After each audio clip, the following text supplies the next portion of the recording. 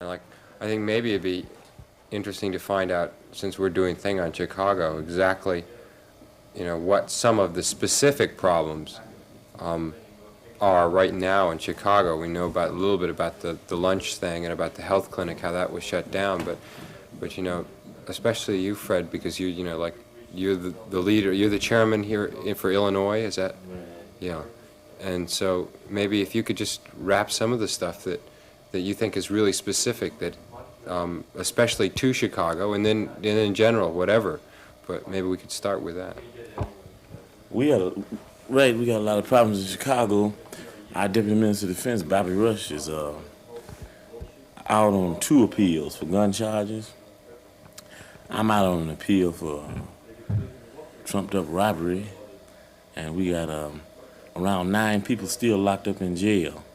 We have 2 people still locked up in jail from a July 30th shootout we had with the pigs, and we have around 4 or 5 more still locked up from the last ambush at the office on a week ago Saturday, I think.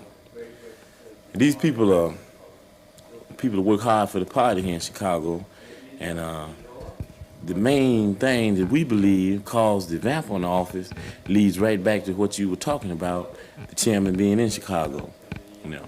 People came into the office and piled up the supplies for the health clinic and burned it in the middle of the floor. This showed some type of megalomaniac tendencies that these people have, because they're obsessed and they're crazy with power. They came into there and they ripped the brothers off out of the office and then beat them brutally when they got them outside the office. The brothers did not shoot at them like they claimed they did.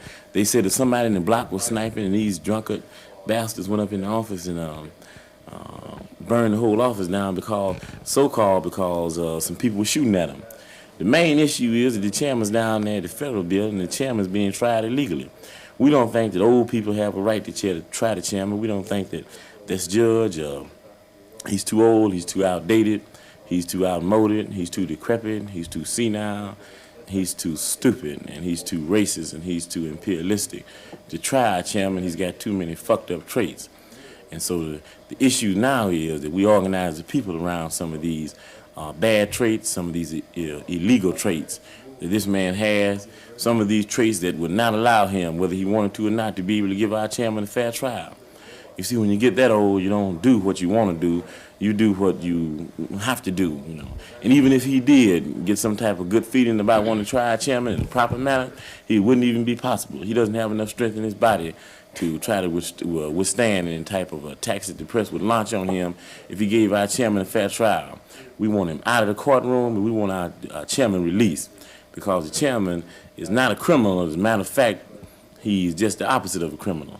He's just as far from being a criminal as that judge is from being a teenager, because he's the father of our Breakfast with Children program. He's the father of our free health clinic. And this is not, if this is criminal, then we all want to be criminal. If it's criminal to feed children that are hungry, if it's criminal to start a program that says that the only prerequisite that people have to involve themselves in this program is to be hungry, then we're going to continue to be criminal. If it's criminal to say that the only prerequisite that people have when they want free medical aid is that they be sick, then we intend to continue to be criminal. And because we think that this shows the contradictions of that slaughterhouse down there, what they call a Cook County Hospital, where they take people and experiment on them, and they got these gaping apes down there that are waiting to launch some type of physical attack on people and rip them off, take intestines, anything else that they need for some of their relatives. And we know about all these maniacs because this Dr. Bernard was a maniac. We call him the fastest knife in the West.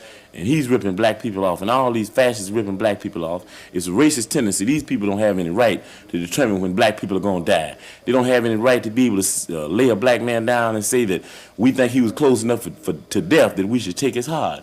Because these motherfuckers, we know where they at, and we know they want some of everything off of us. They like some of our sex organs, and they like some of everything, some of our brains and arms and everything, and we're not going to allow these motherfuckers to rip us off. We know that with the way this fascism is going, it'll be around 3 weeks, and you won't be able to go in and get a physical checkup. Every time people go in there, they'll come out and he just died, and he had a common cold or anything, and the motherfucker, he just died, and it just happened that another person was in there who needed a hard, and we took his hard and gave him to this other man. We think there's too much racism, there's too much fascism, there's too much imperialism to allow these people to play with our lives in general and play with our chairman's life in specific. This man has no right, and this is what the people have to understand. We out here trying to educate, trying to inform, trying to organize, and trying to teach the people some revolutionary political power and have them to arm themselves. We know that once the people are armed, those people cannot be oppressed, and they cannot be repressed without any type of retaliation, and retaliation is the only thing in the world that's ever going to stop fascism. It's not a question of nonviolence or violence. The question is between resistance to this fascism or either non-existence within fascism. Like, talking about retaliation then, when they do bust in and like shoot up your office and burn the money and do the things that have been pretty well documented, I guess, that they do, what do you do? Because you can't call the police, you know, like you can't have the pigs come in to check on the pigs, right? You don't need to call the police. If you read the papers, you'd find that there are a whole lot of policemen that end up in the hospital, and we just found out something, you know, the people just found it out maybe. But policemen react the same way from .357 Magnums and shotguns that the people do, or anybody else. And we know how to ward these frantic fascists off, that we have to defend ourselves. We intend to defend ourselves. We've did so in the past, and we're going to do it today and the day after that and the day after that. Because only through this proper example of the self-defense and the proper example of retaliation, and by letting these people know that we move from some basic laws, that anything that goes down on oppressed people on the part of the oppressor, it should be reciprocal. And in plain proletarian workers' language, it takes two to tango. As soon as these motherfuckers go, we go. I just, how do you go about, like, a lot of people that are outside of the black community who haven't been harassed till now, like, or even people in the black community that don't really know where the Panthers are at or haven't for a while, you know, like, even the suburban people. How do you tell them that you are defending yourselves? All they hear, you know, like they see Black Panthers, violence, just like they see maybe hippies and violence or SDS and violence, and they think that, you know, like that's all you want to do is get guns. What kind of, like, even an education program, what are the Panthers into as far as that? Black people in the ghetto don't have to be educated, I know that, but like there are people, a lot of people who should be, and maybe you could, you know, like get to those people. Are you trying? I don't think there's anybody trying any harder and in their attempts at being any more successful than the Black Panther Party. I think that Huey P. Newton and Bobby Seale should be called Professor Newton and Professor Seale, because when it comes to educators, I think that they're some of the best educators that the world has ever produced. As a matter of fact, I would go on to say, for people who think that the Black Panther Party is wrapped up in complete metaphysical bullshit about some of these other people like Mao, and we respect Mao. But I'd say that Chairman Bobby and Huey P. Newton and the Chief of Staff David Head also are the most profound Marxists in the world living today. And they're writing some of the most profound Marxist, Leninist ideas and dealing with some of the most difficult problems in difficult times under the difficult repression of the most repressive force, the most capable people of repressing a people in the world. And I think they're doing the job beautifully. We're out there every day and educating. People learn by example. I don't think anybody has an argument with that. I think that when Huey P. Newton said that people learn basically by observation and participation, I think that everybody caught on to that. So what we're saying very simply is that if they learn by observation and participation, that we need to do more acting than we need to do writing. And I think the Black Panther Party is doing that. That we didn't talk about a Breakfast for Children program, we've got one. We're not going to tell you how many kids we intend to feed in Chicago. We're feeding 3,000 to 4,000 every week already, and I don't know how many all around the country. We're not talking about beginning to think about treating people free when they need medical services. We're opening a free health clinic in the city of Chicago in less than 3 weeks. These are the type of examples that people can relate to. The Tribune or the Daily News or sometimes no other establishment press that is a tool of these fools can can belittle what we're doing because the examples are right there. They're concrete. Just like the old saying goes, one picture's worth 1,000 words, and you've got to believe what you see. The programs are there. People have to see them, and the only people that don't see them are people that shut their eyes and fight knowledge. And people that fight knowledge will never be any good to the revolution anyway. But those that accept knowledge, those that are thirsty for knowledge, those that are aggressive about obtaining knowledge, or even those that are lazy about obtaining knowledge, they've got to see what the party's doing. Those that are aggressive will come and see it. Those that are not aggressive before they know it, we'll have a program right next door to their house, and they've got to see it then if they come out of the house. And if they're too lazy for that, we'll have one in their bedroom, and they got to go to bed. I know. Let's see, what was the other thing that What about the Weatherman's action this last week? What are your feelings about that? We had a lot of feelings about that. I think the first thing, that I should say, being egotistical, is that I was right. That they were a bunch of anarchistic, custoristic, muddlehead, scatterbrained fools, And we call them custoristic because they're people who lead people in the slaughter, and you can never tell them anything. We think that this type of action is criminal, We think that it was premature, and it was, and when we saw it, we thought it was on the brink of anarchism, and when we saw the plans, we thought it was on the brink of anarchism. When we saw it in action, we knew very clearly that that's what it was. It was anarchism. It was a lot of spontaneity, a lot of things that some leaders had gotten together and fronted the people off, led them into situations of premature confrontations that there's no way in the world that these people could deal with.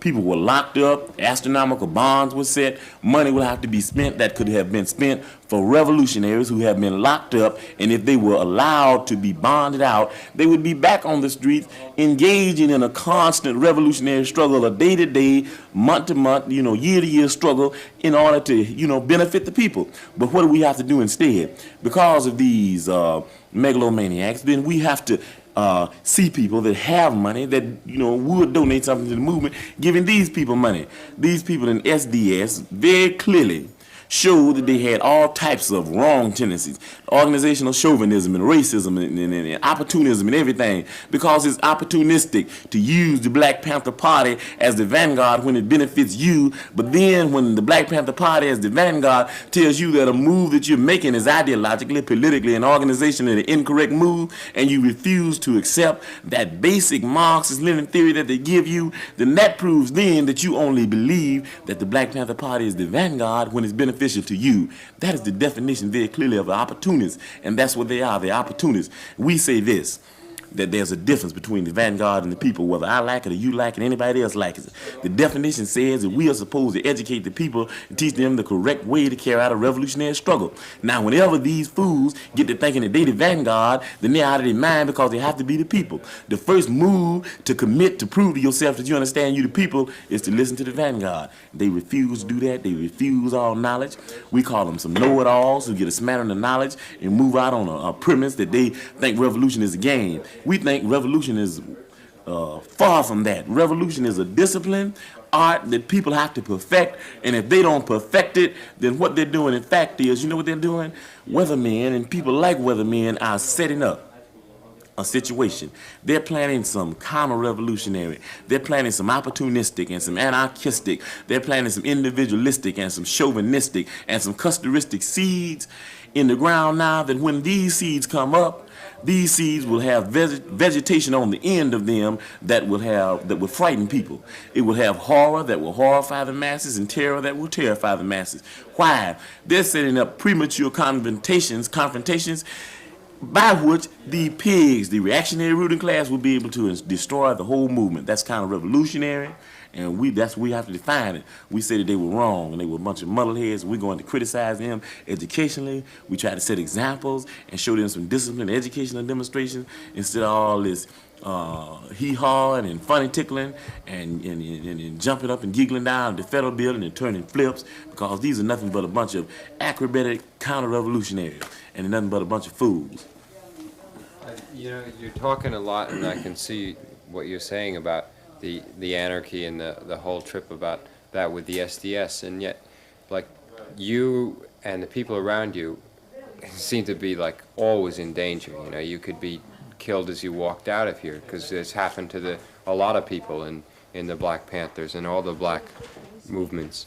And like, can you be sure that your movement, are you strong enough now, you know, that are you going to go on? Is the Black Panthers, if you are killed, will the breakfast program go on just on a, you know, day-to-day type level?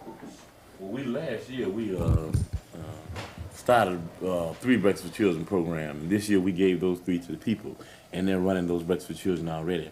The people are. Right. And our whole program is geared toward educating the mass of the people. And that free health clinic that we have, the people in the community are going to run that clinic. And after a while, we're going to give them that clinic, and we're going to move on to higher levels because we understand the difference between the vanguard and the people. We're not going to practice any taillism.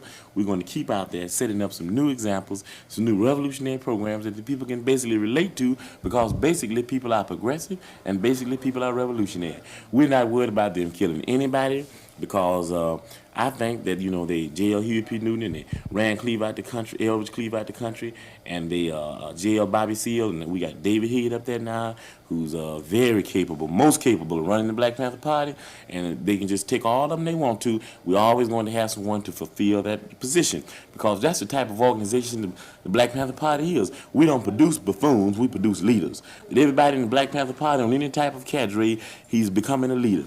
We can, our minister, deputy minister of health in the state of Illinois can run the Black Panther Party, and so can anybody on this cadre. So all that they're involved in is an excursion in futility because anybody that tries to deal with wiping out the leadership of the Black Panther Party is dealing with a time wasting. It's a futile effort to seize some type of power that can never be seized because it's a type of flowing power and it's a type of unending flow of his power. Every time somebody moves, we're just producing more and more people, you know. And you know how the story goes. They had a chance. Wiping out power is what's got them in the mess they're in now. Wiping out power is that's what's got the Black Panther Party on their asses, you know, because they wiped out so much power. So I think they about tired of wiping out power. They wiped out Martin Luther King and they wiped out Malcolm X, you know what I mean? And they wiped out all these people, and these people were produced. So I think that in the near future, you'll see programs initiated by the government that they'll probably have the CIA protecting people like us.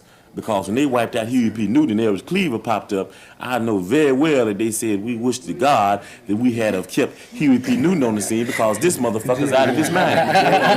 Right on. Shit. There was somebody rapped earlier about going on to higher levels, and then you just said it again.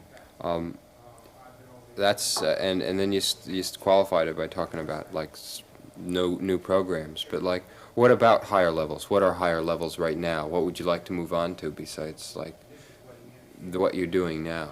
I think the first thing we want to move on, we're moving on it already, is the decentralization of the police. You know, we need to, you see a lot of people, you know, one basic hang up we have with some people in our 10-point program is they say, I just can't understand why y'all want all those people let out of jail, you know. And some of them are crazy and some of them are rape people. You know, so what we want to do is we want to lock up some of these so-called insane people on the streets and get them out of the community, you know.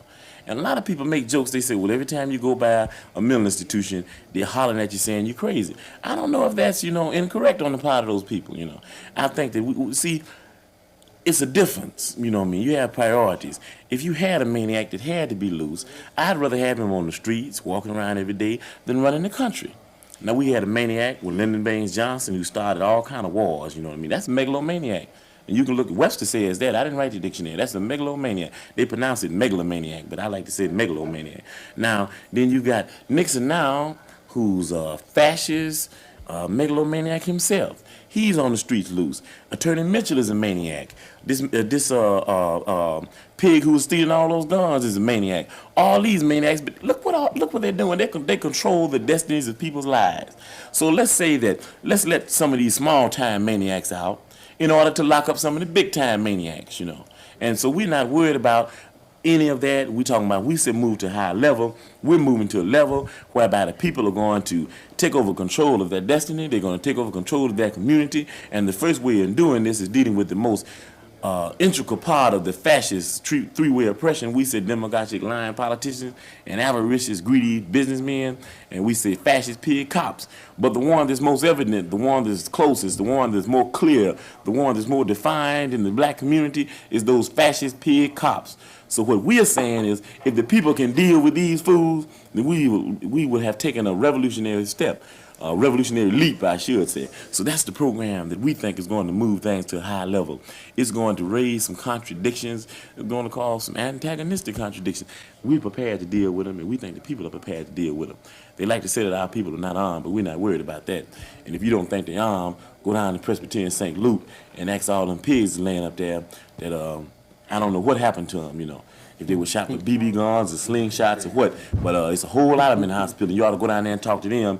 And I talked to one today, and he verified what I've been saying for years. He said the black community is armed, and they're tired of us pigs.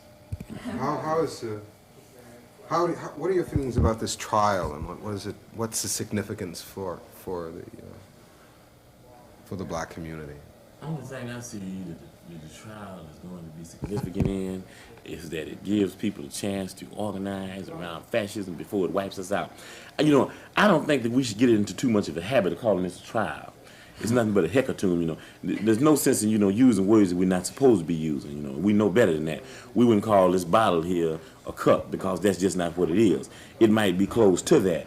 Now, they do have a jury. They're holding this bullshit in a courtroom, but that doesn't make it a trial, if you understand what I'm saying. You see, just because people drive cars, if you put a monkey in a car and he's driving a car, that doesn't mean that he's people, does it? That means he's just a monkey in a people's car.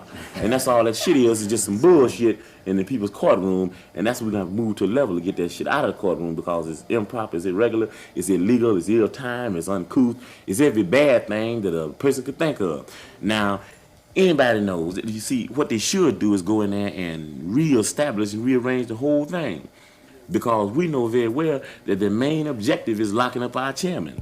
You know, we think that Hoffman, the first move that should be made is Hoffman should be tried and to see whether or not he's mentally capable of trying anybody. You see, people don't get this old, you know yourself that if a person was that old and if he had a job in a laundromat, just getting soap and water for people, that they would want to investigate him. You know how after every now and then, when you get so old, they give you a new driver's license test. He needs to be tried again to see if he still has common sense. And I think, you know what I mean, I think that I could be, in that case, what they call him? No, they call him a professional witness, expert witness, that's what they call him. I could be an expert witness in that case, and Chairman Bobby could be an expert witness, because we have facts to prove. Power! Power! Power to the people! It's the people's power! It's no kind of power. Take it from the greedy. Give it all to the needy. We got the free breakfast program. Feed hungry children. We got the free clothing drive. Clothe the needy people. We got the free health clinic. Cure sick people, and there ain't enough pigs in this whole wide world to stop the Black Panther Party from saving the people. Now, Brother Fred Hampton was a dedicated Panther. He was the deputy chairman of the Illinois chapter. He was shot through the head while sleeping in his bed. Cause he loved the people and he served his people. And power, power, power, power to the people. We might not be back. I might be in jail. I might be anywhere. But when I leave, you can remember I said with the last words on my lips that I am a revolutionary. And you're going to have to keep on saying that. You're going to have to say that I am a proletarian. I am the people. I'm not the pig. You've got to make a distinction. And the people are going to have to attack the pigs. The people are going to have to stand up against the pigs. That's what the pastors are doing. That's what the pastors are doing all over the world.